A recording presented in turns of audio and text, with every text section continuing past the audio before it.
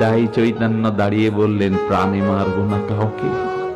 তাই দুবাহু বাড়িয়ে আজান লম্বিত চোখের জলে বললেন, ওরে জগাই, ওরে মাধাই, দে গঙ্গা জল হাতে নিয়ে তোদের অনন্ত জন্মের পাপ আমায় দিয়ে দে। চৈতন্য প্রভু বলছেন, ও জগাই, ও মাধাই, তোদের অনন্ত জন্মের যত দুর্বাসনা স্খলিত পাপ গঙ্গা জল দিয়ে আমায় দে। আমি তোর সব পাপ গ্রহণ করলাম, এই মুহূর্তেই গ্রহণ করলাম।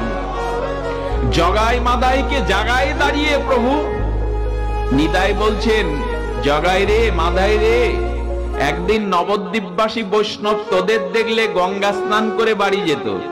আমি তোদেরকে এই কৃপা করলাম, এই প্রেম দান করলাম, তোদের যারা দেখবে তারা বলবে আর গঙ্গা স্নানের দরকার নাই, আমরা পরম বৈষ্ণব দর্শনকে গঙ্গা লাভ প্রাপ্ত হয়েছি ফল।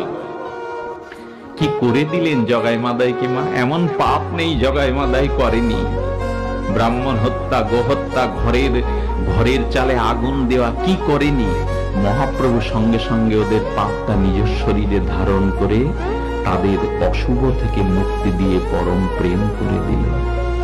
মাধাই কি করলো জানেন? মাধা একটা ঘাট তৈরি করলো। ঘাট তৈরি করে ওখানে লক্ষ কৃষ্ণ নাম জপ করে, তুলসীর পাতা চিবোয়। আর যত ওই ঘাটে স্নান করতে আসে নরনারী, তাদের চরণ ধরে আকুতি করে চোখের জলে বলে, আমি যদি কোনো অপরাধ করে থাকি আমায় ক্ষমা করে দাও। মহাপ্রভু কাউকে প্রাণে মারলেন না। তার এত করুণা, এত কৃপা,